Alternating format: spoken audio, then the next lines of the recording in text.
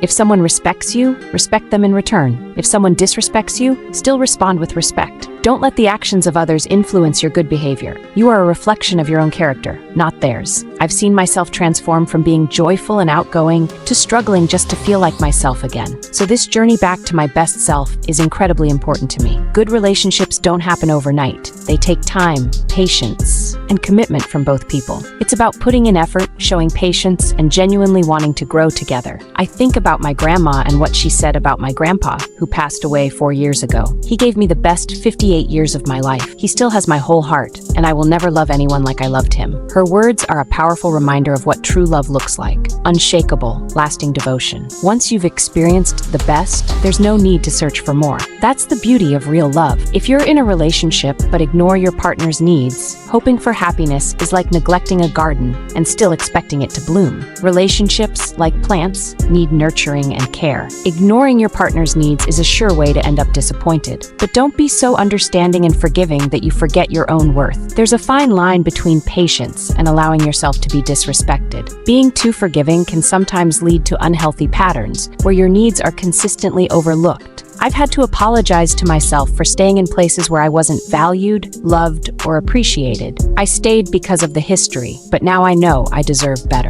It's important to recognize when a situation isn't serving you anymore. Self-respect has to come first, no matter how hard it is to let go. Too often, I prioritized people who didn't truly value me, sacrificing my well-being for them. It took time, but I've learned that prioritizing your own needs and self-worth is essential. A lot of women might not realize this, but when you support and uplift your partner, it strengthens your bond and makes it harder for anyone else to distract him. And when you make him feel bad about himself, it opens the door for him to seek that validation elsewhere. Here's a fun fact. Some house cats have a condition called myostatin-related muscle hypertrophy, which makes their muscles unusually large. A little trivia to brighten your day. On healing, no one is ever completely healed. The journey isn't a straight line. It's more like a zigzag, with ups and downs. But that's just part of the process. You don't have to be fully healed to deserve love and happiness in your life. You are deserving, right here and now, imperfections and all. Appreciate your parents, even if they didn't have much to give financially. If they provided love, care, and a happy life, that's worth being grateful for. It's okay to feel a little jealous in a relationship.